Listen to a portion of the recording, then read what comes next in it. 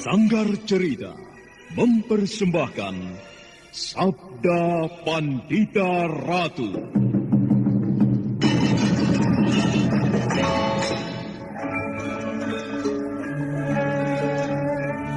Jawablah, Ken Umang. Benarkah kau berada di belakang peristiwa ini? Tidak, Tuanku. Hamba tidak berada di belakang peristiwa yang baru saja terjadi. Kau tidak berbohong, Ken Umang? Baginda Tuanku tidak percaya kepada hamba. Jawab pertanyaanku. Kau tidak berada di belakang peristiwa ini? Tidak. Umang, aku minta jawab dengan kejujuranmu. Janganlah kau menimpakan sebuah kesulitan kepadaku. Jika sampai terjadi sesuatu pada Pangeran Pati, maka semua orang di Singasari akan menuduhku. Akulah sebenarnya yang melenyapkan Anusapati. Ayo, jawablah, Ken Umang. Baginda, hamba tidak mau Baginda bersikap kasar seperti itu kepada hamba. Hamba sudah menjawab bahwa hamba tidak berada di belakang peristiwa itu. Hamba mengatakan sebenarnya, hamba memang berkepentingan dengan lenyapnya Anusapati itu, karena ia akan menjadi duri di dalam daging hamba.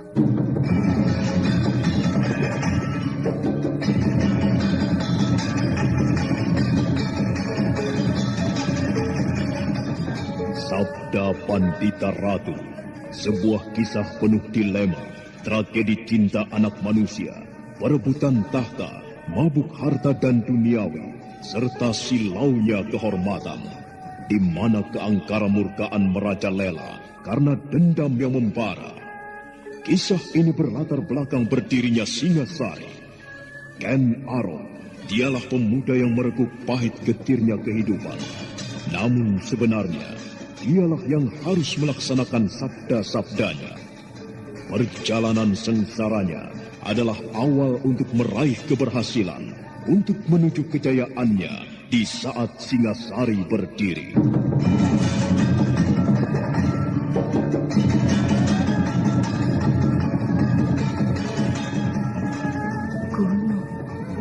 Gunung tidur akan meletus. Apakah ayahmu selama ini sedang mengamati gunung? Gunung apa? Seperti kurang pekerjaan saja mengamati gunung. Jika yang diamati adalah gunung yang akan meletus, siapapun mempunyai kepedulian besar terhadap peristiwa itu, Adi Tawang Alun, karena membahayakan jiwa orang banyak. Rasanya tidak. Dan aku kira bukan itu yang dimaksud oleh ayah. Tentu bukan gunung yang sebenarnya.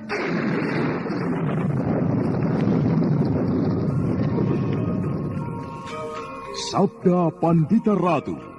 Naskah ditulis oleh Pondra Slastilangit, diolah oleh Agung Bahrodi, didukung oleh artis-artis terkemuka Ferry Fadli, Eli Ermawati, M. Abud, Ivone Rose, dan lain-lain. Teknik dan montase Ibing Arifin, dengan sutradara Dian Pertiwi. Sabda Pandita Ratu. Kali ini dalam episode ke-22 dengan judul Bajang Condo Birowo.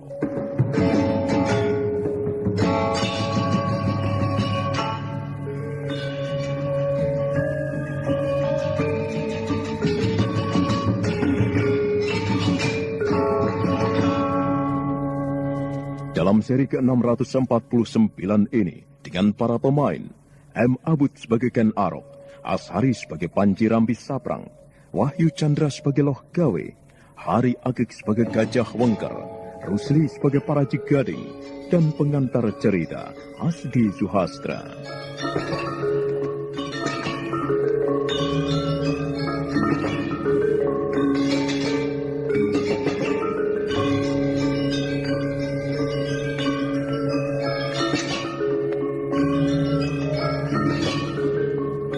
Pertempuran itu terus berlangsung dengan dahsyatnya. Paraji Gading mengikutinya dengan seksama. Paraji Gading yang selama ini merasa menguasai ilmu kanuragan yang tinggi harus mengakui kenyataan betapa tinggi ilmu kanuragan yang dikuasai oleh Ken Arok, termasuk betapa tinggi pula kanuragan yang dikuasai oleh Panji Saprang. Sementara itu, pada jarak yang cukup jauh, nampak dua orang lelaki memperhatikan pertarungan itu dengan seksama.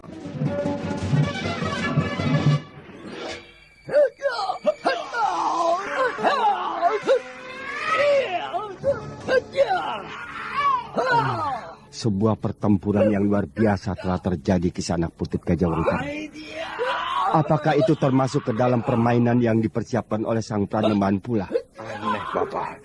Rasanya tidak. Kalau begitu, siapa yang melawan Ken Arok itu? Aku tidak tahu, Bapak Logawe. Wah, luar biasa. Jarang ada orang yang bisa mengimbangi olah kanuragan yang dikuasai oleh Ken Arok itu. Akan tetapi, rupanya ada lagi orang yang bisa melayaninya. Lawannya itu tentu orang yang luar biasa. Bapak mengenali olah kanuragan yang dipergunakannya. Dari perguruan manakah kira-kira ia berasal? Kita terlalu jauh dari perang tanding itu, Kisanak Gajah Wengker. Apakah kita perlu lebih mendekat ke sana? Dan Ken Arok itu akan mengetahui kehadiranku. Dari tempat yang cukup jauh itu, Brahmana Loh Gawe yang ditemani Putut Gajah Wengker memperhatikan pertarungan yang berlangsung dengan seksama. Namun ternyata masih ada orang lain lagi yang hadir, bahkan berada dalam jarak yang lebih dekat ke pertarungan yang sedang terjadi. Orang itu berdiri di bayangan sebuah pohon di tepi padang karautan. Orang itu mengenakan sebuah jubah berwarna merah.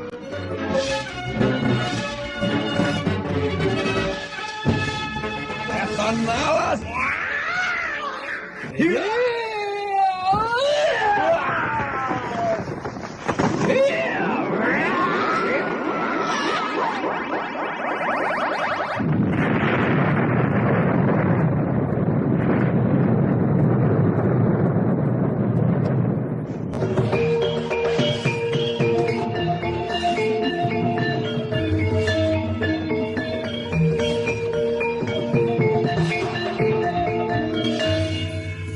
Pertempuran itu masih terus berlangsung dengan dahsyat, membuat Ken Arok semakin merasa heran karena pemuda bernama Panji Rambi Saprang itu mampu mengimbanginya dengan sebaik-baiknya. Semakin tinggi Ken Arok meningkatkan bobot serangannya, maka Panji Saprang mampu mengimbanginya pula dengan meningkatkan bobot serangannya pula. Ken Arok benar-benar heran dan marah. Maka ciri-ciri liar dan kemarahannya itu pun semakin menampak. Seperti kucing di tengah malam terkena percik cahaya, matanya mulai bercahaya kebiru-biruan. Namun lawannya yang sebaya usia dengan dirinya itu benar-benar aneh. Dia seperti tidak terpengaruh oleh apapun yang dilakukan oleh Ken Arok. Bahkan Panji Saprang sendiri menunjukkan sebuah pengeram-eram yang membuat Ken Arok berdesir. Para Jigading yang menyaksikan pertarungan antara hidup dan mati itu dari dekat, jantungnya jadi berdebar-debar.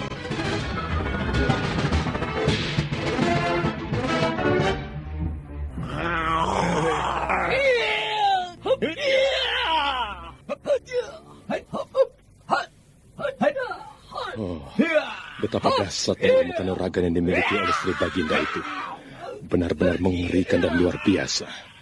Sebuah ilmu kanuragan yang tidak tercatat oleh perguruan atau padepokan manapun.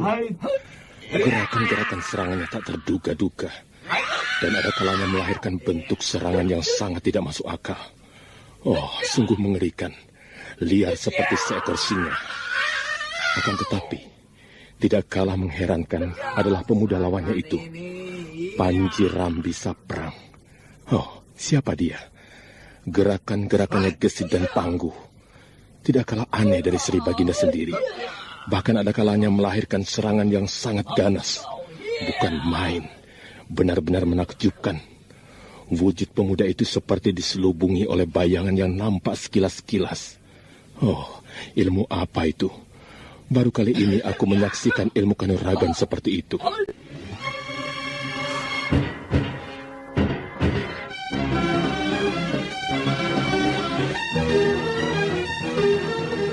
Sang waktu terus bergerak melewati tengah malam dan kemudian merambati saat datangnya fajar pagi. Pertempuran masih terus berlangsung tanpa bisa diketahui siapa yang akan menang dan siapa yang akan kalah. Hingga kemudian ketika langit di timur membayang merah, Ken Arok merasa tidak telaten lagi. Raja Gung Binatara dari Singasari itu segera meloncat mundur mengambil ancang-ancang. Ia membutuhkan waktu hanya sekejap untuk mempersiapkan ajian pamungkas. Sebuah ajian yang Ken Arok sendiri tidak tahu apa namanya. Ajian dahsyat itu seolah telah menyatu dengan tubuhnya sejak kelahirannya ke dunia ini. Panji Saprang yang melihat sikap Ken Arok segera berjumpalitan di udara, dan ketika hinggap di tanah, dia telah menyentuh kepalanya yang rambutnya terurai. Rambut itu dibusai-busai, dan tangannya kemudian bagaikan melemparkan sesuatu ke tanah, dan tiba-tiba saja muncul dua sosok manusia kerdil.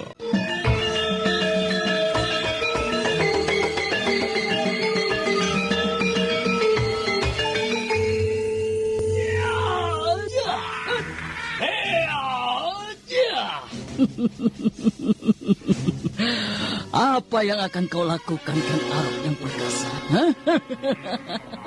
Kau akan menggunakan ajian pamungkas lebur jagat atau aji kalabama untuk melumatkanku? Lakukanlah kalau kau merasa mampu. Biarlah dua anak asuhanku ini yang akan melayanimu. Jangan hanya sekedar menggeram, Ken Arok. Ayo, lepaskan ajianmu. Apa yang akan kau lakukan itu, Panji Saprang? Anak-anakku. Bajang Condo Birowo, hadapilah lawanmu itu.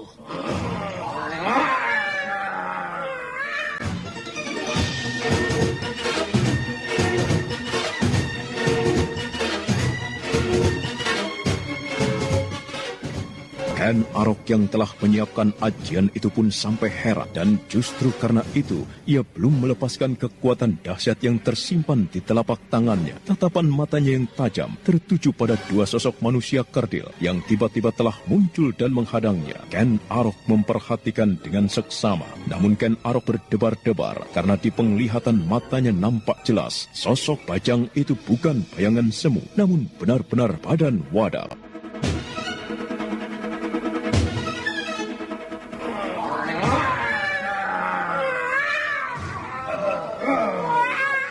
Gila, ilmu apa yang kau pergunakan itu, Panji Saprang? Apapun namanya, itulah wujudnya. Bajang Keling dan Bajang Sarimpat. Keduanya adalah Bajang Condo Birowo. Bajang Condo Birowo. Oh, kau telah menyebut nama itu dengan tepat, Ken Arok. Persetan, aku akan melihat apakah bajang ajianmu itu mampu menerima ajianku.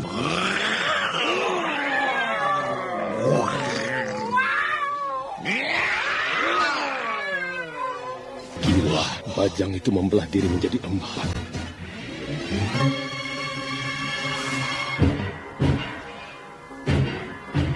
Ken Arok terbelalak melihat hasilnya. Ayunan tangannya yang bagaikan menyimpan kekuatan petir atau ledakan gunung itu disongsong oleh kedua bajang kerdil itu. Sebuah benturan dahsyat telah terjadi. Ken Arok merasakan kedua lawannya terbanting dan pasti lumat. Namun yang kemudian dilihatnya adalah suatu hal yang sangat tidak masuk akal. Bajang itu masing-masing telah membelah diri menjadi 2, hingga jumlahnya sekarang menjadi 4. Kau merasa sudah puas dengan ayunan tanganmu yang dahsyat menimpa ajianku itu? Gila. Jangan hanya mengumpat, Ken Arok. Kita berdua sedang berperang tanding. Iblis.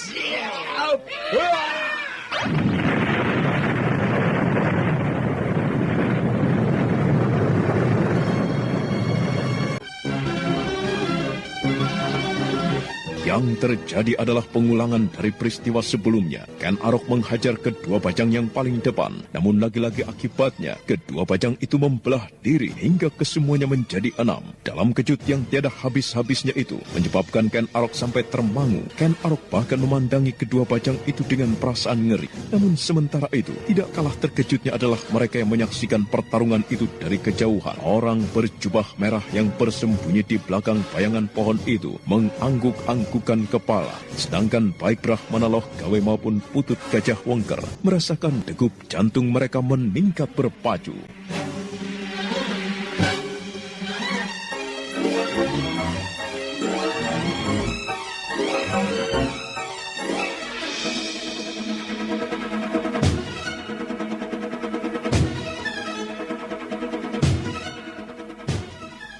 Kisanak Putut Gajah Wengker bisa menebak siapakah orang itu.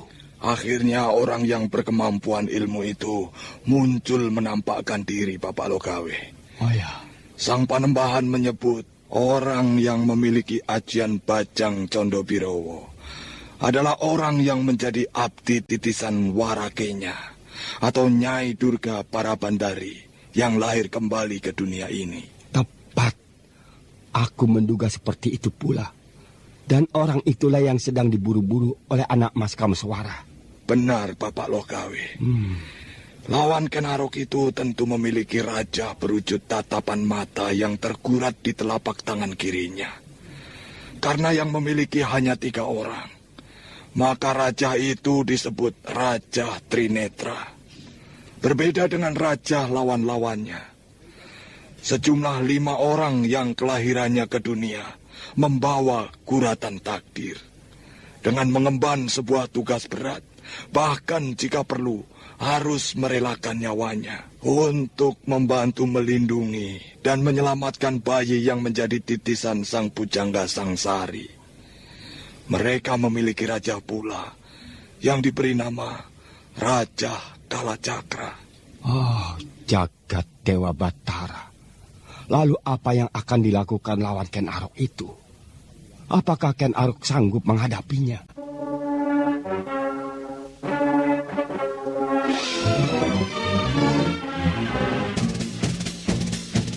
Dari persembunyiannya, Brahmana Loh Gawe dan Putut Gajah Wengker menyaksikan apa yang terjadi, dan di dalam lingkaran kalangan pertempuran yang terjadi, Ken Arok dikepung rapat oleh makhluk-makhluk bajang. Ken Arok nampak berpikir keras untuk menemukan cara menghadapi ajian aneh itu.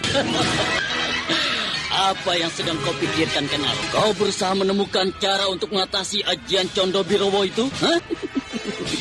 Berpikirlah kalau kau merasa membutuhkan waktu untuk berpikir. Aku berikan kesempatan kepadamu sebaik-baiknya untuk melakukan. Ayo, lakukanlah. Aku tidak akan berbuat curang. Siapa sebenarnya kau, Panji Saprang? Sudah aku sebutkan. Namaku Panji Rambi Saprang. Siapa nama gurumu dan dari perguruan mana kau berasal? Oh, sayang sekali, Ken Arok. Aku sangat keberatan untuk menyebutkannya. Nama guruku atau asal perguruanku terlalu berharga untuk kusebutkan di sembarang tempat. Yang bisa aku berikan kepadamu adalah kenyataan pahit yang kau hadapi kali ini. Ayo, cepat lakukan sesuatu. Atau barangkali kau akan mengaku kalah. Menyerah kalah dalam perang tanding ini. Kurang ajar. Menggelikan sekali, Ken Arok. Yang bisa kau lakukan hanya berteriak-teriak dan mengumpat. Apapun nama ajian yang aneh sekali ini, sumbernya ada pada Panji Saprang itu. Aku tidak perlu melayaninya. Yang aku lakukan harus menyerang lebih dulu pada sumbernya. Hei, mengapa kau hanya diam, Ken Arok?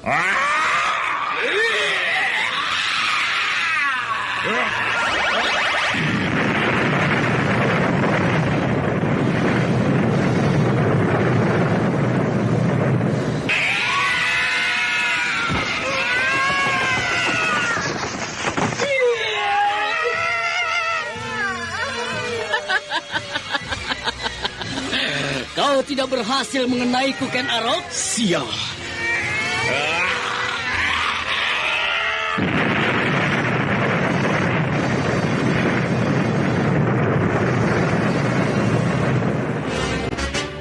Yang terjadi kemudian adalah sebuah pertarungan yang paling sulit dimengerti oleh Ken Arok. Ia dikeroyok oleh orang-orang kerdil yang rambutnya riap-riapan. Ada kalanya Ken Arok harus memukul lawannya, tetapi Ken Arok harus mengumpat. Melihat bajang kerdil itu justru membelah diri menjadi 2 lagi. Bajang kerdil yang kemudian mengeroyoknya itu menjadi semakin banyak dan tidak terhitung jumlahnya. Ken Arok berada di dalam kesulitan besar.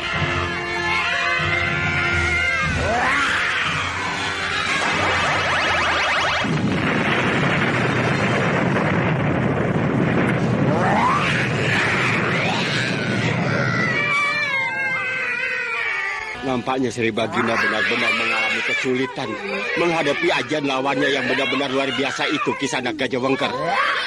Benar, Bapak. Apakah kita tidak melakukan sesuatu untuk membantu Ken Arok itu? Haji Bajang Condo Birowo itu mampu beranak pinak, Bapak Lokawe. Tidak ada yang bisa kita lakukan meski kita menerjunkan diri membantu Sri Baginda. Oh, lalu Kita menunggu sebuah keajaiban terjadi.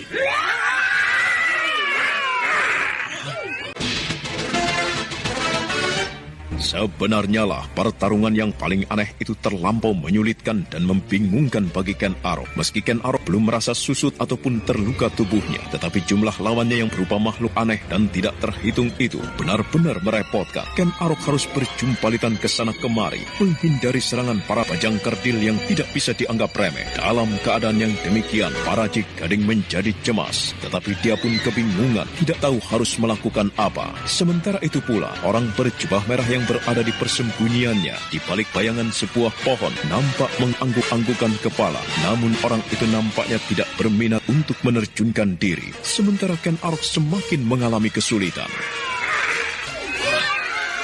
Keparat, pengecut licik, pada basial.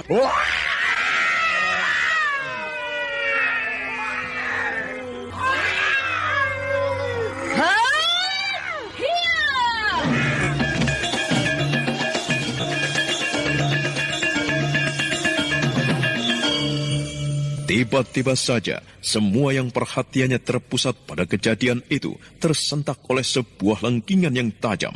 Dan tiba-tiba saja, sebuah sosok tubuh melayang dengan cepat, berjumpalitan di udara 2 kali. Dan demikian turun, kakinya menghajar 2 di antara para bajang kerdil.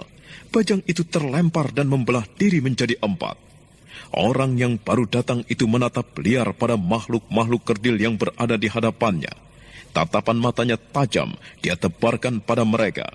Dan tanpa berbicara apapun, perempuan itu menggosok-gosokkan tangan kirinya pada rambutnya yang terurai.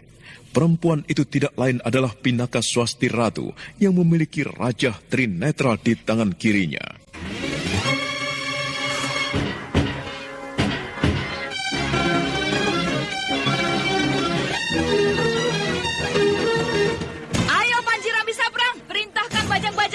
Itu untuk mengeroyokku. Aku bukan orang lain. Kau jangan campur, Nyai. Dan kau seharusnya kita berada dalam satu ikat. Persetan dengan ikatan itu. Aku bukan kelompokmu. Aku bukan Gedibal Durga para Bandari itu. Ayo, perintahkan pada makhluk bajang-bajang kerdil itu untuk mengeroyokku. Mengeroyok aku, bukan orang lain. Itu tidak mungkin. Aku tidak mau dihinggapi takdir laknat itu. Warakenya Durga para Bandari itu salah memilihku untuk menjadi pengikutnya. Aku tidak akan menjadi pembantai atas anakku sendiri. Lebih baik aku memilih mati. Berbaik hatilah kau kepada Panji Rambi Saprang. Ayo, bunuh aku. Antarkan aku melongok gerbang kematianku. Kau tidak akan bisa menghindar dari takdirmu, Nyai. Kau tidak akan bisa menghindar dari takdirmu. Iya.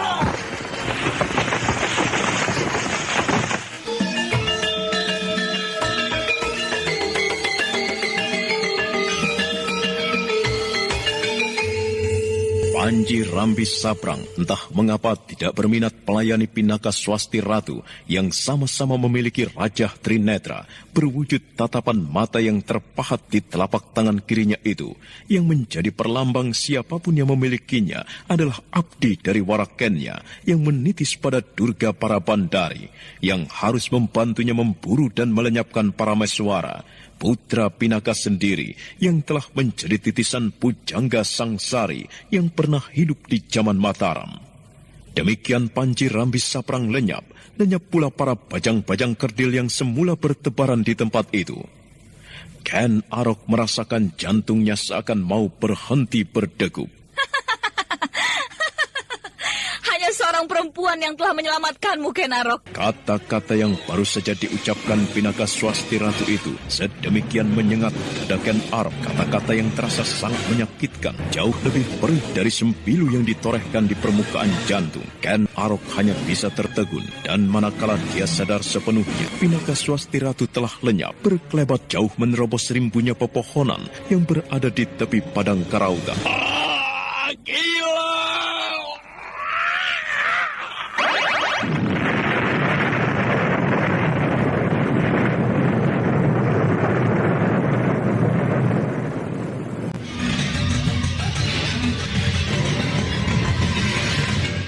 Tuanku. Kau melihatnya, Paraji Gading. Hamba tuanku. Kau telah melihatnya. Aku dihinakan orang di sini. Untuk kesekian kalinya aku berhadapan dengan orang yang memiliki olah kanuragan yang sangat tinggi. Panji Rambi Saprang. Ia telah memamerkan sebuah ajiannya yang dahsyat kepadaku. Bajang-bajang kerdil itu bisa membuatku gila. Dan seorang perempuan telah melecehkan aku. Ia membantuku, namun kemudian melecehkan aku. Keparat, berdebah. Hamba tuanku. Hamba bisa mengerti perasaan tuanku. Apa yang harus aku lakukan menurutmu, Paraji Gading? Tuanku harus melupakannya dan menganggapnya tidak pernah ada. Apa berat aku kacau. Keinginanku untuk mengetahui siapa kelak orang yang akan membunuhku sebagaimana dikutukan oleh Empu Gandring itu tidak berhasil. Masih ada waktu tuanku. Lain kali tuanku bisa mengulanginya. Dan padang karautan terbakar. Keparat Badamasia!